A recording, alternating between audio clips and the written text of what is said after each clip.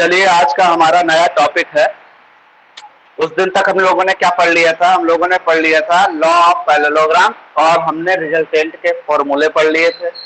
Resultant निकालना सीख लिया था हम लोगों ने। कई सारे क्वेश्चंस भी बनाए थे, उसमें बहुत सारे सवाल किए थे। अब आज हम लोग एक नया टॉपिक पढ़ेंगे कि किसी भी वेक्टर को, जैसे वेक्टर हम लोग क्या पढ़ रहे हैं, हम लोग स्टडी कर रहे हैं मोशन इन अ प्लेन। तो मोशन इन अ प्लेन का मतलब, मैंने प्लेन का मतलब पहले बताया, the area surrounded by two axis. भाई जो दो एक्सिस से मिलकर जो एरिया बनता है वो होता है प्लेन। अब भाई अगर मान लीजिए एक्स एक्सिस है, वाई एक्सिस है, तो अगर हम देखें तो मान लीजिए कोई भी वेक्टर है, मान लीजिए कोई वेक्टर समथिंग वेक्टर ए, तो भाई साहब इस डायरेक्शन में उसका कौन सा कंपोनेंट होगा? X component. ये एक्स कंपोनेंट देगा इस एक्सिस, यानी जिसको बोल देंगे ए एक्स। और जो वाई एक्सिस में होगा वो उसका कौन सा कंपोनेंट होगा? Y component. तो आज हम लोग पढ़ेंगे पहले पढ़ेंगे triad of the vector. Triad क्या होते हैं वो पढ़ते हैं, उसके बाद हम पढ़ेंगे कि रिजोल्यूशन ऑफ द वेक्टर क्या होता है, रिजॉल्विंग क्या करना होता है, कैसे होती है रिजॉल्विंग। तो ये सारी चीजें हम लोगों को अच्छे से पढ़ दी है, ठीक है। तो basically motion in a plane पढ़ रहे हैं तो भटकना मत प्लेन से। प्लेन क्या है? टू डायमेंशन पढ़ रहे हैं, 2D भी पढ़ रहे हैं, ठीक है। चलिए तो हेडिंग डालिए, orthogonal orthogonal triads of unit vectors. इनको हम दूसरे नाम से भी जानते हैं बेस वेक्टर्स। बेस है ये। अब देखिए क्या होते हैं ऑर्थोगोनल ट्रायड। अच्छा, ऑर्थोगोनल का मतलब क्या होता है मैं आपको बता दे रहा हूं। ऑर्थोगोनल कहते हैं परपेंडिकुलर को, म्यूचुअली परपेंडिकुलर। ठीक, जैसे हम कहते हैं कि हमने अगर तीन एक्सिस ड्रॉ कर ली। कौन सी तीन एक्सिस? भाई तीन एक्सिस तो जानते हो, एक जेड एक्सिस ले लो किसी को भी, एक्स एक्सिस, एक वाई एक्सिस। ये तीनों एक्सिस आपस में म्यूचुअली परपेंडिकुलर होती हैं। आप समझ सकते हैं कि आप अगर जैसे ये, जैसे एक ये एक्सिस हो गई, दिख रहा होगा, और एक हो गई ये, दो एक्सिस हो गई आपस में परपेंडिकुलर, और तीसरी एक्सिस ऐसे हो गई। ये जो तीन एक्सिस हो गई, एक एक्स एक्सिस बेटा, एक वाई एक्सिस और एक जेड एक्सिस। किसी को भी एक्स वाई जेड आप रिप्रेजेंट कर सकते हो, बस समझना है कि तीनों आपस में कितना एंगल बनाती हैं? 90 डिग्री एंगल बनाती हैं, ठीक है। तो ये हो गया इसका प्रोफार्मा कि भाई तीन एक्सिस ले ली। अब इन तीन एक्सिस को रिप्रेजेंट करने के लिए तीन यूनिट वेक्टर की जरूरत पड़ती है। उनको हम क्या कहते हैं? तो एक्स एक्सिस के अलोंग जो यूनिट वेक्टर होता है, याद रखिएगा आज से, आई कैप। वाई एक्सिस को जो रिप्रेजेंट करता है वो होता है जे कैप, और एक जेड एक्सिस को जो रिप्रेजेंट करता है वो होता है के कैप, ठीक है। आगे बात समझ में। ऑर्थोगोनल का मतलब चाहो ब्रैकेट में लिख लेना, परपेंडिकुलर होता है, ठीक। क्या होता है? परपेंडिकुलर। तो लिखेंगे भाई, लिखेंगे the unit vectors ij, I, j, k are represented on the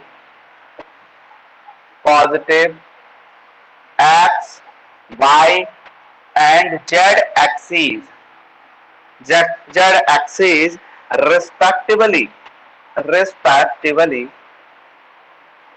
respectively are called mutually perpendicular to each other, are called base vectors. Base vector. मैंने आपको पहले बताया था किसी वेक्टर के ऊपर अगर आप कैप लगा देते तो उसका नाम क्या होता है? Unit vector. मैंने कहा था टोपी पहना दो, तो टोपी आपने अगर पहना दी, इसको कैप पहना दी, बर्थडे कैप पहना दी, तो इसका नाम हो गया यूनिट वेक्टर। अब ये ऑर्थोगोनल ट्रायड इसलिए बोलते हैं क्योंकि आपस में सारी एक्सिस क्या होती है? 90 डिग्री, इसलिए ऑर्थोगोनल होती है। ट्रायड क्या है? आई रिप्रेजेंट करेगा पॉजिटिव एक्सिस को, जे रिप्रेजेंट करेगा वाई एक्सिस को, और के रिप्रेजेंट करेगा जेड एक्सिस को। मतलब अगर हम वेक्टर लेंगे बेटा, जब हम कंपोनेंट लिया करेंगे, अगर मान लो हम किसी भी वेक्टर का कंपोनेंट एक्स के अलोंग लेते हैं, कंपोनेंट, ठीक है। कंपोनेंट का मतलब होता है जैसे मार्कर है, मार्कर के टुकड़े कर दिए हमने। अब एक इसका टुकड़ा एक्स एक्सिस पर रख दिया, एक टुकड़ा में वाई एक्सिस पर रख दिया, एक टुकड़ा में जेड एक्सिस पर रख दिया।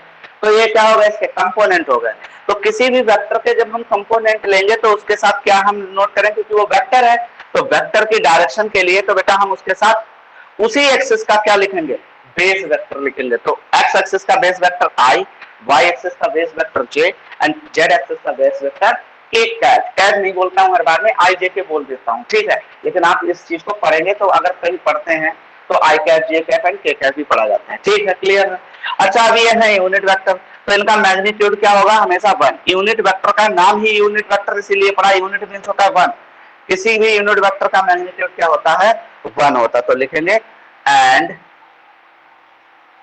Magnitude i equal to magnitude j equal to magnitude k, और सब स्मॉल में होता है आई जे के, यानी कैपिटल में बना के आ जाए, ठीक, इक्वल टू 1। ये चीज होती है। ये तो होगा तुम्हारे ऑर्थोगोनल ट्राइड्स, ये बताने थे आपको, इतना इंपॉर्टेंट था बताना। अब आप आगे फटाफट इसको छाप लीजिए, फिर कराते हैं आपको रिजोल्यूशन ऑफ वेक्टर, कराते हैं रेक्टेंगुलर कंपोनेंट। चलिए जल्दी लिख लीजिए बेटा।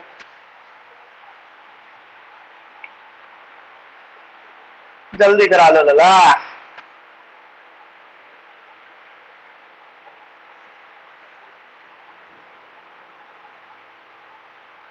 सर कार्तिक पूछ रहा है रिकॉर्डिंग लगाई है क्या? भाई इतने भी बुलक्कड़ नहीं है, लगाई भैया। हाँ भैया तो देखो मैसेज कैसे हाँ। कैसे कर रहा है अनुराग। ओए ये क्या है भाई 125? मैं भैया मना कर रहा था इससे, ये माना नहीं, करा लिखूंगा जरूर। क्यों अनुराग, क्या है 125? 143 सुना है, 125 क्या होता है? अरे अरे भाई ये लड़कों में चलता रहता है। किस, अबे गलत कामों में पड़ रहे हो तुम लोग। ये भैया उसके लिए कह रहा है, ऑनलाइन आने का पिन कोड बता रहा है। अरे यार कितनी कोडिंग में बात करते हो आप, ऐसे मत गलत किया बात करो। थोड़ी। हाँ पता नहीं दुनिया को क्या मैसेज जाएगा 125 में, ऐसे मत करो। आज नया कोड वर्ड सीखा है 125, यार मतलब तो बता दो इसका। चलिए नोट कर लिया, जल्दी नोट कर लो बालकों। याद रखना तीनों एक्सिस म्यूचुअली परपेंडिकुलर, ठीक है। अनुराग नहीं बोलेगा 125 का मतलब बताया, ये आने तो ऑफलाइन, इसको मैं पूछता हूँ 125 का मतलब।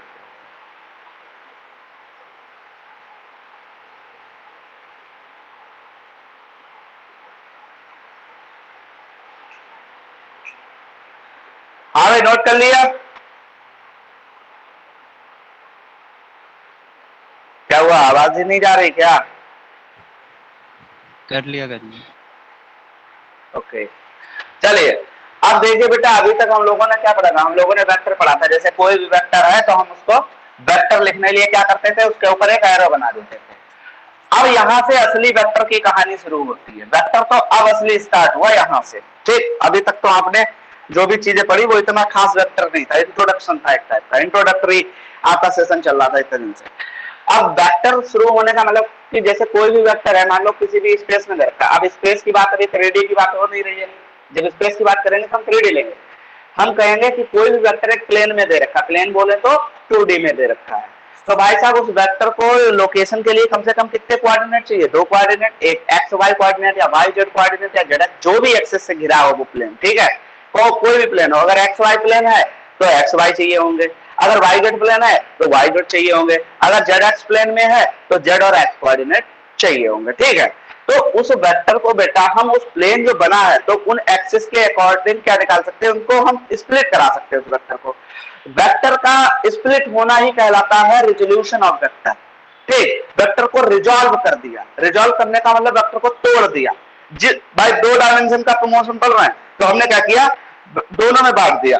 हमने एक एक्सिस को वेक्टर का थोड़ा टुकड़ा दे दिया, अब दूसरी वाली एक्सिस को भी वेक्टर का थोड़ा टुकड़ा दे दिया। हमने कहा अपना अपना हिस्सा लो, घर जाओ। तो भाई जब हमने टुकड़ा दे दिया, उस टुकड़े को हम कहते हैं कंपोनेंट। भाई जब भी वेक्टर को रिजॉल्व करेंगे, स्प्लिट कराएंगे, तो जो दोनों एक्सिस पे वेक्टर का जो कंपोनेंट मिलता है वो ही होता है उसका टुकड़ा, एक तरीके से कह सकते हो, ठीक है। तो आज हम निकालेंगे रेक्टेंगुलर कंपोनेंट ऑफ वेक्टर। देखिए बड़ा सरल है, समझना बहुत आसान है भी कुछ नहीं, बस दिमाग लगा के पढ़ना, ठीक है। तो लिखेंगे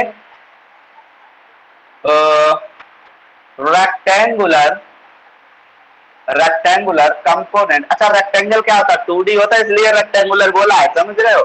rectangular component of a vector, या इसको ब्रैकेट में लिख लेंगे बेटा, resolving a vector, resolving a vector, ठीक।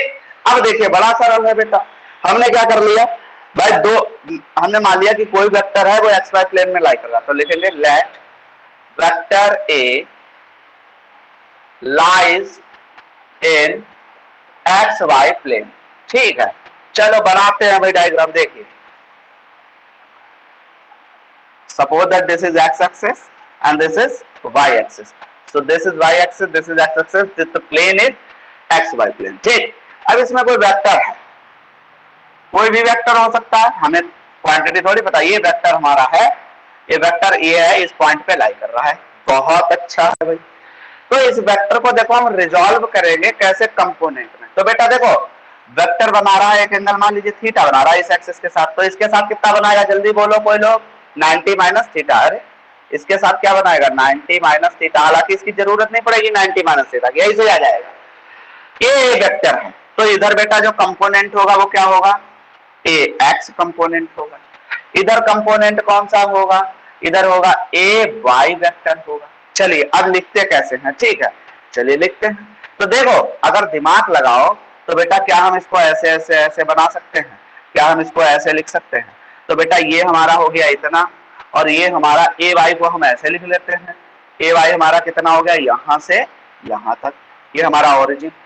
बेटा जितनी साइड ये होगी क्या उतनी साइड ये होगी, तो अगर हम इसको चाहें तो क्या ए वाई ऐसे लिख सकते हैं, लगा दो भाई parallelogram law of vector addition, तो लिखेंगे अकॉर्डिंग। देखिए ये सब जो हम कर रहे हैं ये आपको एग्जाम में नहीं करना है, आपको बता रहे हैं कैसे किया गया है, आपको एग्जाम में तो सीधे लास्ट लाइन से इसकी शुरू करना है जो हम बताएंगे, according to the parallelogram law of vector addition. बहुत मस्त फिजिक्स चल रहा है इस समय, ठीक। क्या होता है वेक्टर एडिशन, वेक्टर एडिशन होता है कि जो रिजल्टेंट होता है भाईजान वो क्या होता है, इनका और इनका क्या होता है, सम होता है, बहुत अच्छी बात है। तो a इक्वल टू होता है ए एक्स कंपोनेंट, अरे भाई एक्स एक्सिस के अलावा कौन सा कंपोनेंट वेक्टर का, ए एक्स, समझो बात को, ए एक्स एक्सिस है तो ए एक्स से डिनोट कर दिया, एक्स एक्सिस के अलावा इसका कंपोनेंट है, ये वाई एक्सिस के अलावा, और भाई वेक्टर को तुमने तोड़ा है, इस एक्सिस को अपना हिस्सा दे दिया, इस एक्सिस को अपना हिस्सा दे दिया, जब दोनों हिस्से जोड़ोगे तो क्या मिलेगा, वेक्टर ए मिलेगा, नहीं मिलेगा, बिल्कुल मिलेगा। तो यहां से ए वाई वेक्टर, अब इस वेक्टर को हटाना है, अब इन वेक्टर को हटाना है, तो लिखेंगे इन टर्म्स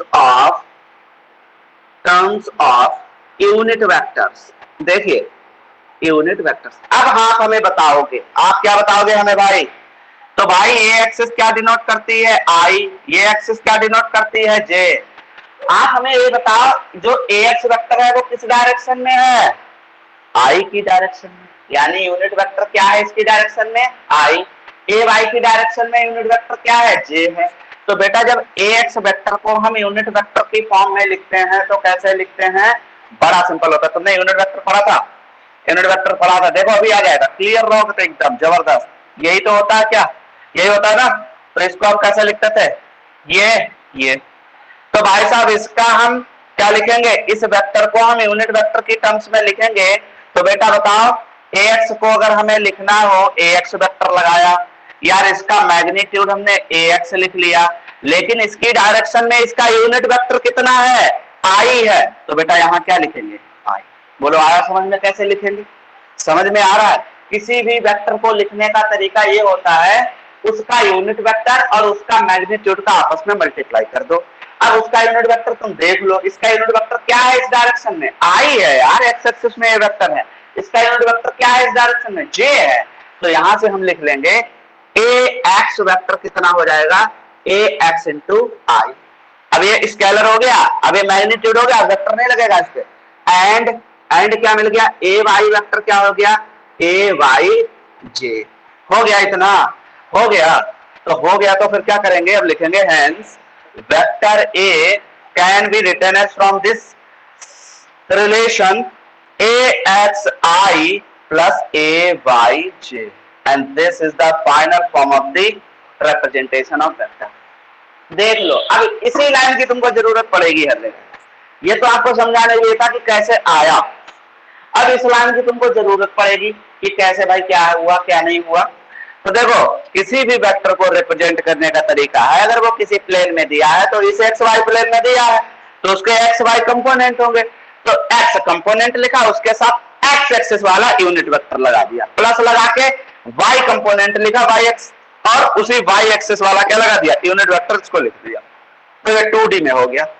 अगर बेटा हम बोलते कि यही चीज 3D में है, अगर हम बोलते कि यही चीज 3D में है, तो 3D में एक टर्म और बढ़ जाती, जेड कंपोनेंट आ जाता, के वेक्टर बढ़ जाता, तो आ जाता हमारा ए एक्स आई ए वाई जे प्लस ए जेड के। राइट, इतना क्लियर हो गया। चलिए, इतना आ गया समझ में। अब भाई साहब हमें इसका भाई क्या निकालना है, अब हमें एंगल भी तो निकालना है यार, रिजल्टेंट का एंगल फाइंड करना है। वेक्टर तो आ गया, इसका मैग्नीट्यूड कौन निकालेगा, आइंस्टाइन थोड़ी आएंगे निकालने, हम ही लोग निकालेंगे। तो देखिए, इसको हम पकड़ते हैं। आज एक बात आप चाहे कहीं कॉर्नर पे इस चीज को लिख लीजिएगा, देखिए इस चीज की बहुत जरूरत पड़ने वाली है। कोई भी चीज, कोई भी क्वांटिटी ये है, अगर ये एंगल थीटा बना रही है एक्स एक्सिस के साथ या जिस भी एक्सिस के साथ बना रही है, इससे मतलब नहीं वो एक्स के साथ बना रही है किसके साथ बना रही है, कोई भी फिजिकल क्वांटिटी है या कोई भी चीज है, ए मान लीजिए कोई सपोज है कोई वेरिएबल है, अगर ये थीटा एंगल बना रहा है इस एक्सिस के साथ, तो इसका हॉरिजॉन्टल कंपोनेंट बोला जाएगा ए कॉस थीटा। जिसके साथ थीटा बनाएगा वो उसका होगा हॉरिजॉन्टल कंपोनेंट। तो ये हो गया ए कॉस थीटा। तो भाई साहब ये कंपोनेंट हमेशा होगा ए साइन थीटा। ध्यान रखना, क्यों आता है साइन थीटा ये भी बताते हैं कैसे आता है। देखो, अगर ये थीटा तो ये कितना 90 माइनस थीटा, तो इसको अगर इधर रखें, ये तो ए है हमारा, ए को इधर लिख लेते थोड़ा अच्छा लगेगा, ए ए ठीक। तो अगर हम कॉस ही लेते इधर, तो हम क्या लिखते, ए कॉस 90 माइनस थीटा लिखते। तो कॉस 90 माइनस थीटा क्या होता है, साइन थीटा। इसीलिए मैं डायरेक्ट लिख देता हूं। याद रखिए, आज के बाद ये आप बना लीजिए कहीं पे, इतना बना लीजिए, आप हमेशा कभी भूलेंगे नहीं। मान लीजिए ए कोई क्वांटिटी है थीटा, तो ए कंपोनेंट होगा इस एक्सिस का ए कॉस थीटा, इस कंपोनेंट होगा ए साइन थीटा। इस चीज को बेटा जल्दी से कहीं पे बना लीजिए, क्योंकि अभी अभी जरूरत पड़ने वाली है इसकी। ठीक है, कंपोनेंट आ गए। ये कंपोनेंट होते हैं बेटा, ये जो कंपोनेंट इसका इस एक्सिस पे कंपोनेंट, ये किसी चीज का इस एक्सिस पे कंपोनेंट, ये आया समझ में। तो ये चीज बना लीजिए, इसका बहुत जरूरत पड़ने वाला है। फटाफट जल्दी बनाइए, फिर आगे कराते हैं। लेकिन पैर में मत बनाना, साइड से कहीं बनाना। बना लो फिर बता जल्दी। अभी यार हमें इसका मैग्नीट्यूड भी तो निकालना है, एंगल भी तो निकालना है। वो कौन निकालेगा, हम ही निकालेंगे। चलिए, कंपोनेंट निकालना आ गए। किसी भी क्वांटिटी के कंपोनेंट निकालना बड़ा सरल है। जिस एक्सिस के साथ एंगल बन रहा हो वो कॉस लगा दो, जिस एक्सिस से दूर हो उस पे साइन लगा दो। आई बात समझ में। चलिए, इतना नोट कर लिया होगा। देखो, अब हम यहां भी देखते हैं भाई साहब, बहुत अच्छी बात है। क्या देखते हैं, अब हम देखेंगे। देखो, ये ए वेक्टर जो है बेटा, अगर हम देखें, अब हमें क्या लेना, मैग्नीट्यूड ले लेना। तो बेटा इधर ए एक्स होगा, तो ये कंपोनेंट कौन सा हो जाएगा, ये कंपोनेंट अगर हम लेंगे तो लेंगे रिजॉल्विंग ए इनटू कंपोनेंट्स। देखिए बेटा, इस वेक्टर का इस एक्सिस पे कंपोनेंट क्या होगा अगर थीटा बन रहा है, अभी अभी बताया, ए कॉस थीटा, यानी हमारा ए एक्स जो हो जाएगा। देखिए, वेक्टर नहीं लगाएंगे अभी, क्योंकि हमको मैग्नीट्यूड निकालना, मैग्नीट्यूड में वेक्टर थोड़ी लगाते हैं। तो ए एक्स जो हो जाएगा बेटा, वो क्या हो जाएगा, ए कॉस थीटा। बोलो, आया आया नहीं आया, समझ में आया। अरे इस वेक्टर का इस एक्सिस पे कंपोनेंट क्या होगा अगर थीटा एंगल बन रहा है, ए एक्स कॉस थीटा। बस वेक्टर हटा देंगे, ठीक है। A ax equal to a cos theta. अभी यही पढ़ा था बेटा, अभी हमने क्या पढ़ा था, ये था, ये हमारा a था, ये थीटा था, तो हमने कहा था ये a cos थीटा और ये क्या था, a sin थीटा। यार इसको क्या कहेंगे, अगर ये x एक्सिस है ax, अगर ये y एक्सिस है तो इसको क्या कहेंगे ay। समझो बात को, ठीक है, कुछ है नहीं इसमें। चलिए, एंड ay क्या हो जाएगा, a sin theta. Equation 1 equation 2, ठीक। स्क्वायरिंग एंड एडिंग, दोनों को स्क्वायर करेंगे एंड एडिंग, किसको, 1 एंड 2 को, क्या मिलेगा हमें, करो square, a x square plus a y square, जोड़ते भी जाओ, इसका square a square cos square theta plus a square sine square theta. इतना आ गया। यहां से देखिए कॉमन क्या आ रहा है, a square, okay, a x square plus a y square plus a y square equal to a square cos square theta plus sine square theta. बेटा इसकी वैल्यू आप पहले भी कहीं यूज कर चुके हैं, 1 होती है, तो यहां से हो गया, हेंस ए स्क्वायर कितना आ गया आपका, ए x square plus a y square. अब तुम्हें क्या निकालना है, हमें क्या चाहिए था, इस वेक्टर का मैग्नीट्यूड। वेक्टर का मैग्नीट्यूड क्या होता है, उसके ऊपर से वेक्टर हटा दो, स्केलर बन जाए, तो ए निकालना है हमको, तो निकालेंगे hence a equal to under root a x square plus a y square. ये तो हो गया मैग्नीट्यूड, बोलो आया समझ में। इस चीज को आप ऐसे भी लिख सकते हो, ए क्या लिखते हो, हमेशा याद रखो, पीछे बताया था, इसी को कहते हैं मैग्नीट्यूड, तो बात एक ही है। कभी कहे ए निकालना है या ये निकालना है, बात एक ही है, ठीक है भाई साहब। मैग्नीट्यूड तो आ गया आपका, ठीक। अब डायरेक्शन और निकालनी है, तो डायरेक्शन में कहां कर दूं, यहां कर दूं कहीं, चलिए यहां कर दे रहा हूं, ठीक है, ध्यान रखना, ऑर्डर मत बिगाड़ना। अब हम करेंगे डायरेक्शन निकालने का, बड़ा आसान है, 2 को 1 से डिवाइड कर देंगे, तो 2/1 करो भाई, तो 2/1 यानी a sin theta upon a cos theta equal to क्या होगा, a अपॉन ax। अब देखो a से a कटा, tan theta a upon ax, या थीटा इक्वल टू कितना आ गया, tan inverse a upon ax। भाई साहब डायरेक्शन भी आ गया थीटा एंगल।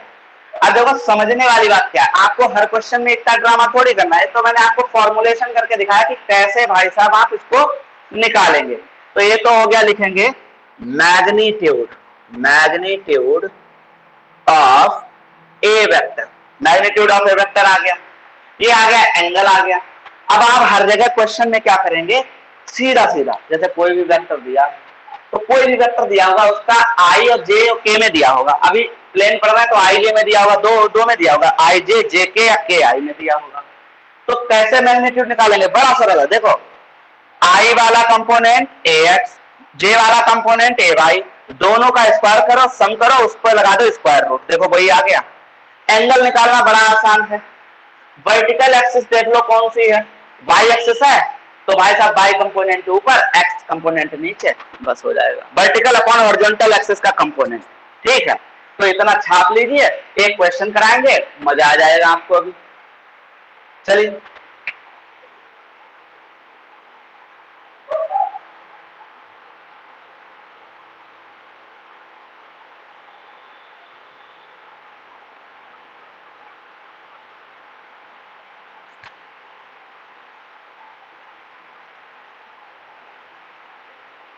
अनुराग, आवाज आ रही मेरी,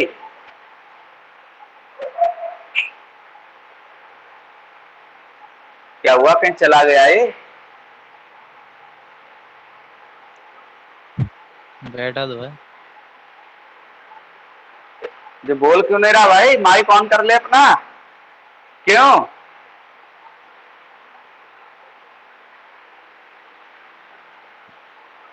अनुराग, यस सर।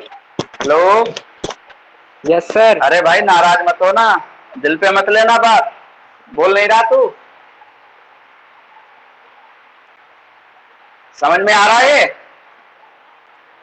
एक घमासान जो है, महाभारत का युद्ध चल रहा है बोर्ड पे,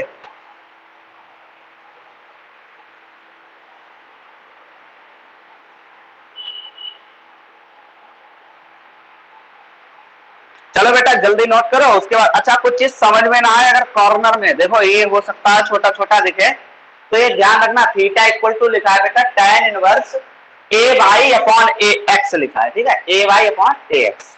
बाकी जल्दी नोट कर लो यार, एक क्वेश्चन करा दें तुम्हें, मजा आ जाएगा फिर।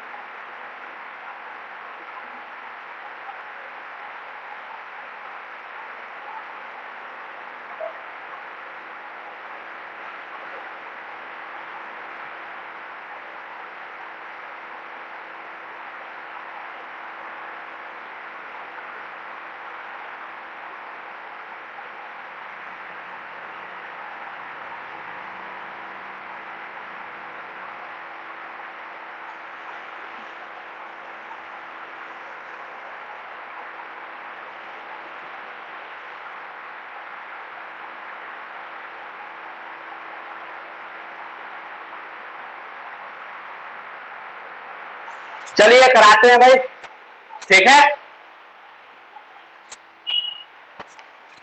चलिए एक क्वेश्चन कराते हैं। अब क्वेश्चन से पहले अब अगर हम, ये तो प्लेन की बात हो गई, 3D का और लिख लो, लिखेंगे इन 3D। 3D का मतलब बेटा 3 डायमेंशन। देखो कैसे लिखा जाएगा बेटा अनुराग, देखो ध्यान से।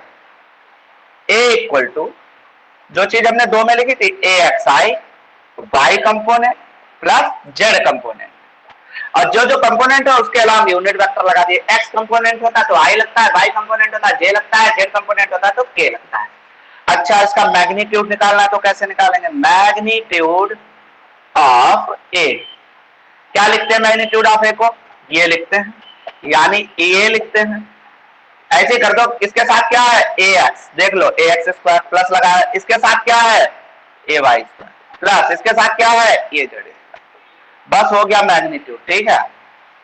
चलिए इतना लिख लीजिए, फिर एक क्वेश्चन कराते हैं जल्दी।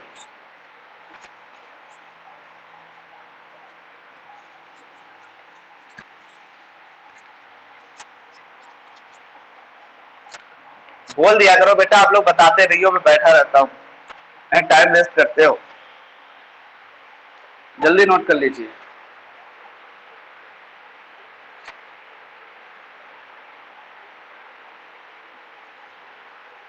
पलक पटेल आई है? हाँ आई तो है। पलक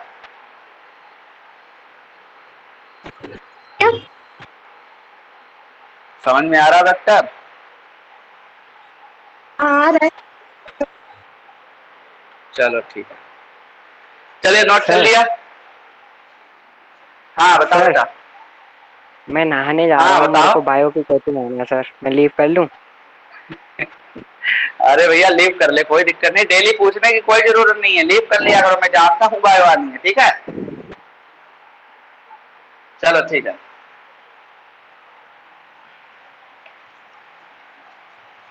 चलिए एक क्वेश्चन कराते हैं, समझ में आ जाएगा। देखिए एग्जाम में एक वेक्टर दिया है, अब vector a equal to 3i plus 5j, ठीक लिखा है। कैलकुलेट कैलकुलेट क्या पहला part, its magnitude,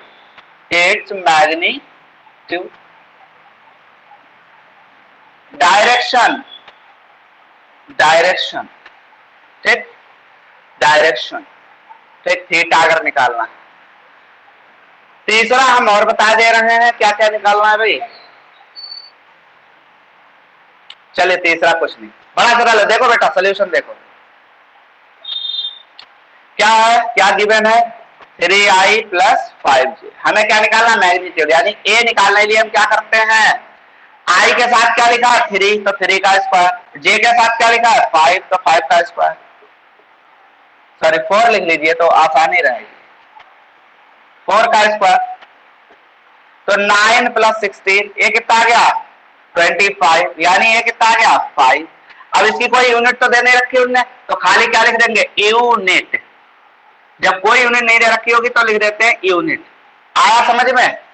tan theta निकालना बड़ा आसान है, कैसे निकलेगा, वही मैंने कहा जे वाला कंपोनेंट, अब ऑब्वियसली ये बाई एक्सिस होगी, तो tan थीटा क्या निकलेगा, डायरेक्शन विद, लिख देंगे डायरेक्शन विद एक्स एक्सिस। तो एक्स एक्सिस के डायरेक्शन निकालें तो थीटा एक्स एक्सिस के साथ बन रहा होगा, तो ऐसा होगा, देखो मैं डायरेक्शन बना भी दे रहा हूं, डायग्राम आप चाहो तो बना लेना, बढ़िया रहेगा, अच्छा लगेगा। ये तुम्हारा वेक्टर ये हो गया भाई साहब, ये जो हो गई वो एक्स एक्सिस की डिस्टेंस यानी 3 हो गई, ये हो गई वाई एक्सिस की डिस्टेंस यानी 4 हो गई, ये जे है, ये क्या है आई है। अब तुम्हारा देखने में लग रहा है ये थीटा है, तो tan थीटा निकालेंगे तो वैसे भी देख लो, अगर a4 है तो a4, tan थीटा क्या होगा base upon perpendicular upon base. अब देखो यहां से भी वही आएगा, तो tan थीटा क्या है, अगर ये वाई एक्सिस है ये एक्स एक्सिस, तो tan थीटा आएगा 4/3, तो थीटा इक्वल टू क्या आ जाएगा tan इनवर्स 4/3।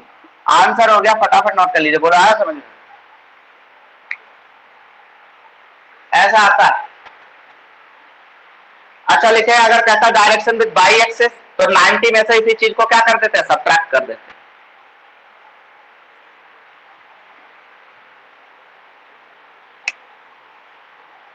जल्दी लिख लो बालकों।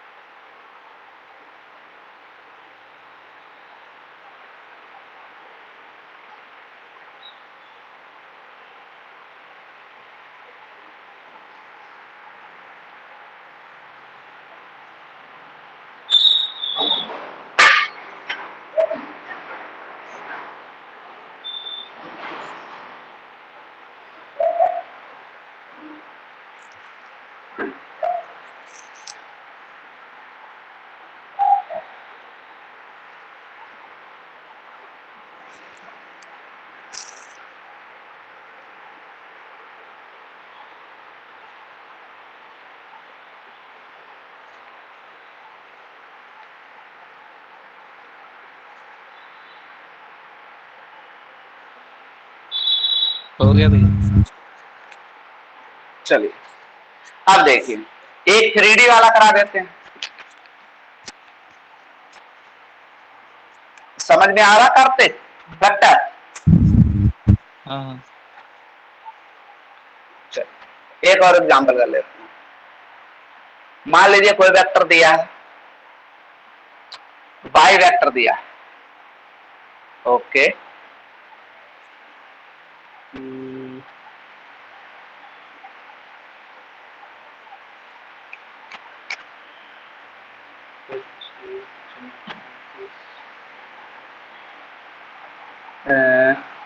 आई प्लस 2j माइनस का 3k। आपकी 3D में दिया था, मैग्नीट्यूड निकालो, तो निकालोगे। इसमें डायरेक्शन नहीं निकाल सकते, क्यों? इसमें अलग बनेगा डायग्राम, ऐसे बनेगा, क्योंकि इसमें जेड एक्सिस भी है, और वो भी जेड एक्सिस है नेगेटिव की। तो अगर इधर पॉजिटिव की लेंगे तो इधर जाएगी जेड एक्सिस हमारी, वो नेगेटिव की जेड एक्सिस होगी। ये एक्स है वाई, ठीक है, याद रखिएगा। तो भाई साहब ये -3 है, तो यानी यहाँ कहीं -3 डिस्टेंस होगी। ये कितनी है? 2 डिस्टेंस होगी। ये कितनी है? ये 1 डिस्टेंस होगी। तो अलग अलग प्लेन में हम निकालेंगे, डायरेक्शन प्लेन में अलग अलग आएगी। डायरेक्शन सिर्फ प्लेन में पॉसिबल है, एक साथ 3D में डायरेक्शन पॉसिबल नहीं है। मैग्नीट्यूड वाई निकालेंगे, कैसे आता है? वाई वेक्टर का मॉड, मॉड। हाँ, एक और बात है, मॉड भी बोल सकता है मैग्नीट्यूड के लिए, मॉड भी बोल सकता है, मॉडुलस भी बोल सकता है। इसके साथ कुछ नहीं है तो क्या है? 1 का स्क्वायर, क्या है? 2 का स्क्वायर प्लस माइनस का 3, साइन के साथ रखेंगे, विद साइन। चलिए 1 + 4 + 9 कितना हो गया? √14। इसका ऐसा लिख दीजिए, यूनिट आंसर। चलिए छापिए जल्दी। अब ये तो कोई भी वेक्टर था जिसके हमने कंपोनेंट निकाल दिया। अब हम पोजीशन वेक्टर हमने पढ़ा था, आप याद होगा तो शुरुआत में पढ़ा था पोजीशन वेक्टर। किसी भी पार्टिकल की ओरिजिन से पोजीशन पे, भाई ओरिजिन से कोई भी पार्टिकल पी पॉइंट पे है किसी प्लेन में, ठीक, इतना नोट करो फिर बताते हैं। नोट कर लिया? अब निकाल लो, सिंपल है। तो लिखेंगे rectangular components of position vector,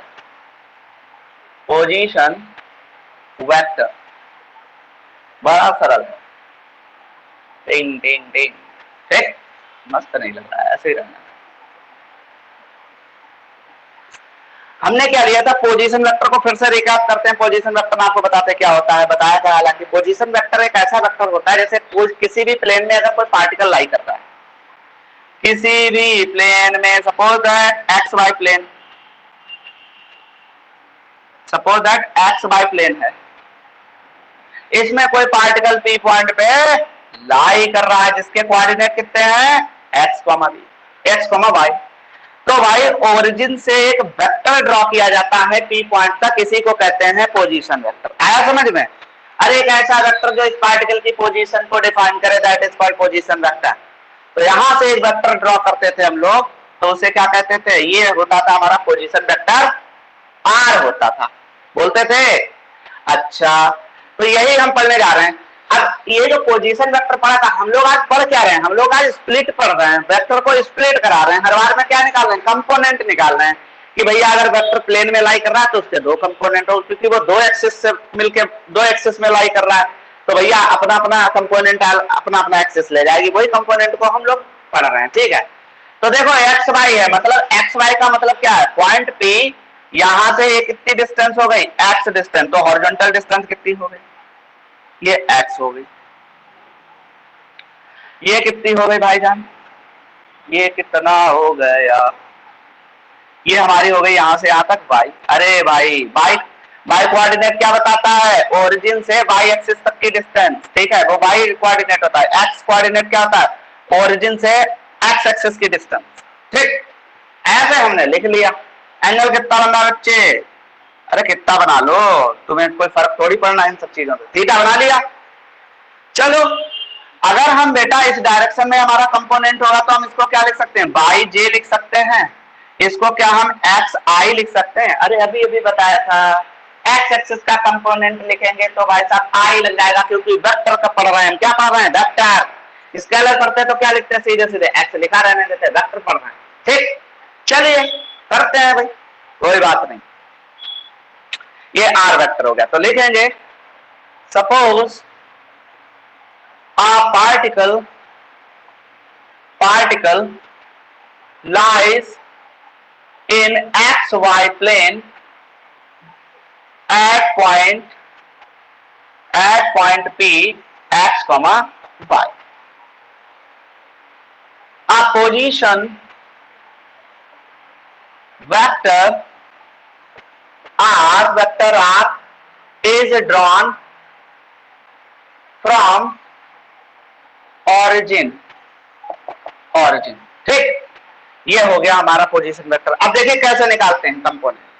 तुम्हें पता है यार कैसे निकालेंगे, तो हम कैसे लिखेंगे, तो लिखेंगे सिंस आर को कैसे लिख सकते हैं, देखिए बड़ा सिंपल है, आर को लिखना बड़ा आसान है।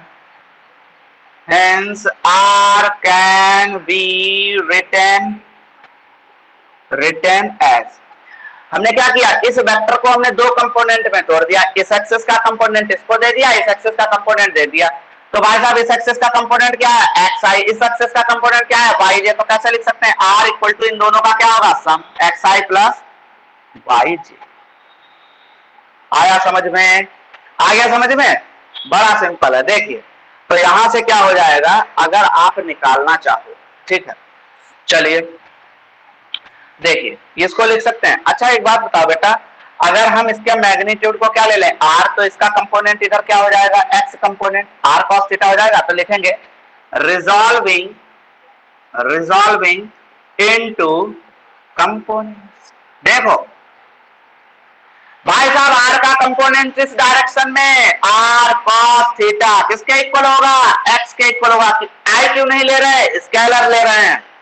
भाई साहब हम कंपोनेंट्स के मैग्नीट्यूड ले रहे हैं, तो हम आई को क्यों ले, आई का मैग्नीट्यूड तो 1 होता है, ठीक।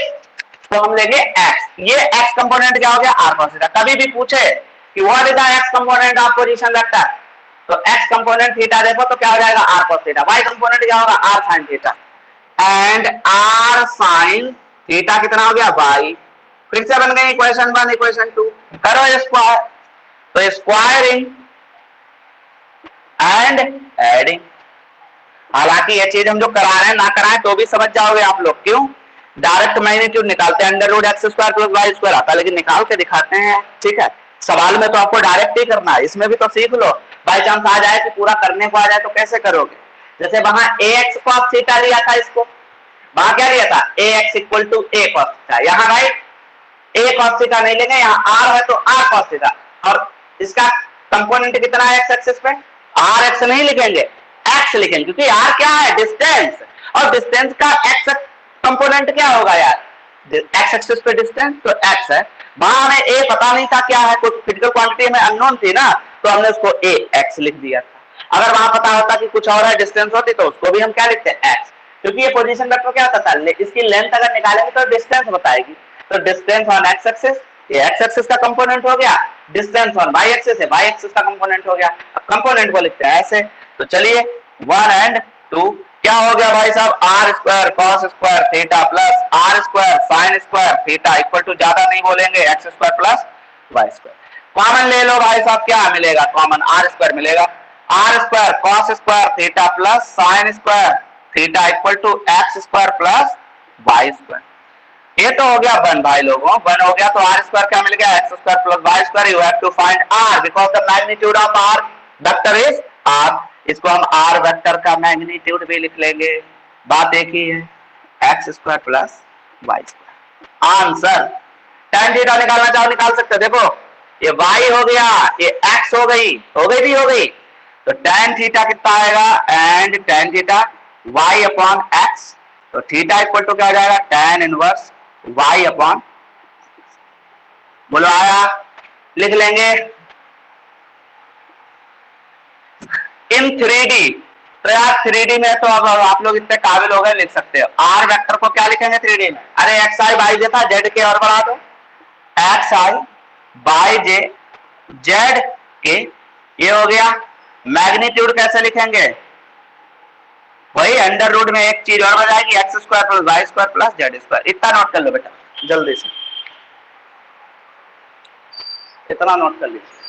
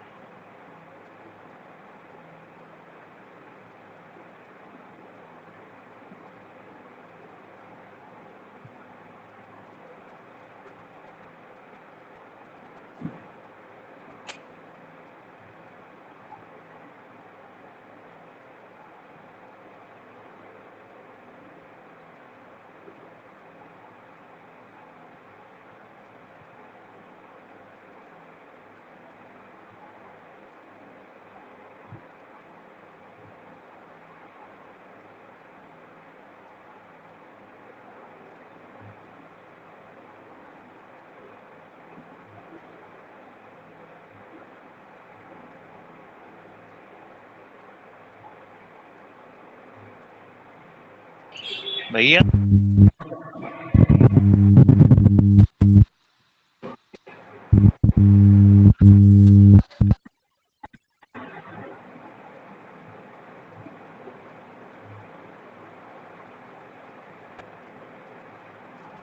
हो गया भैया।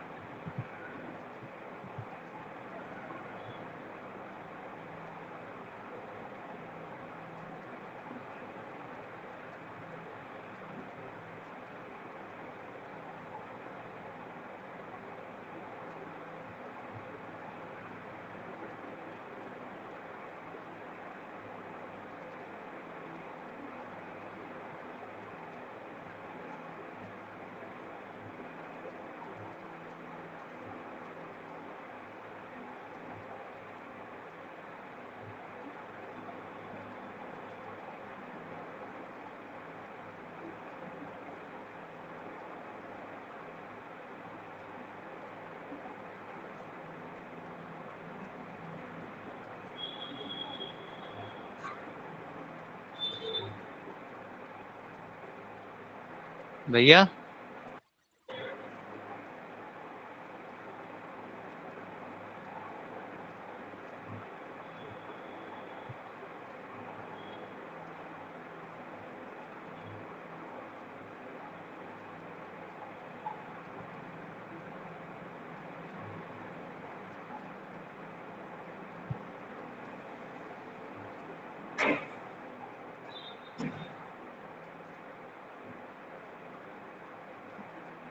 हाँ कार्तिक, हो गया बेटा?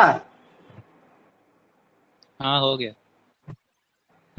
अच्छा बेटा, मंडे को मिलते हैं। आज इतना रिवीजन कर दीजिए, ठीक है? और मंडे को मिलते हैं बेटा सेम टाइम में। तब तक के लिए खूब अच्छे से पढ़ना, रिवीजन करना ये सारी चीजें, ओके? कल नहीं होगी? कल बेटा कल नहीं, कल तो छुट्टी है, आज घर जा रहा हूँ ना मैं। अच्छा हाँ हाँ कल छुट्टी। ठीक। ठीक है बेटा, तो रिवीजन करते रहिएगा। कार्तिक टेस्ट होगा ऑफलाइन क्लासेस होते ही। कौन से चैप्टर का?